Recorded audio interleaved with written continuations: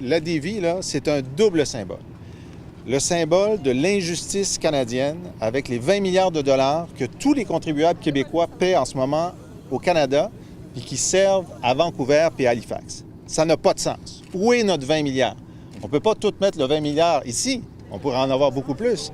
Mais où est notre 20 milliards? C'est une question que je vais poser sans arrêt quand je serai premier ministre du Québec. Puis deuxièmement, avec l'appel d'offres pour le traversier des îles, bien, c'est le symbole de l'absence de réflexe national du gouvernement libéral, qui avait sa chance là, de faire en sorte que ça soit construit ici, de créer des conditions pour que ça soit construit ici. J'en reviens pas. Ça fait 2 ans que je suis chef du PQ, puis j'arrête pas de poser des questions à M. Couillard sur l'achat local, le contenu local, pourquoi il ne le fait pas. Là, on apprend que Christian Dubé, le nouveau candidat de la CAQ, quand il était à la caisse, il ne s'est pas battu pour le contenu local, pour le REM.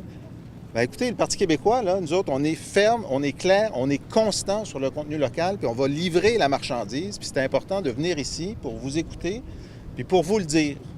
Les retombées économiques de dépenser ici 600 millions de dollars sont énormes.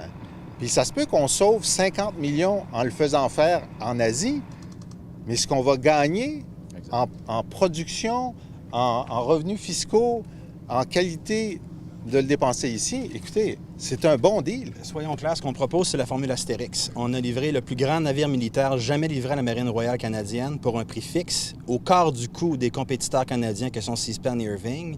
Et on en est très fiers, on est très compétitif au Canada. C'est sûr que si vous nous demandez de compétitionner avec les Roumains et d'autres pays d'Europe de l'Est avec des conditions un peu moins élevées et des standards de sécurité moins élevés, on n'est pas vraiment dans la même ligue de prix. Maintenant, au final, au niveau canadien, on est le chantier le plus performant qui livre à temps et dans les enveloppes budgétaires accordées. Donc, soyons clairs, on nous garantit un prix avec lequel nous, on fait construire le navire et le gouvernement ne payera que lorsqu'on l'aura livré et qu'il sera fonctionnel sur les eaux. Alors, l'engagement est ferme et c'est ça l'engagement de Chantier des Vies Canada.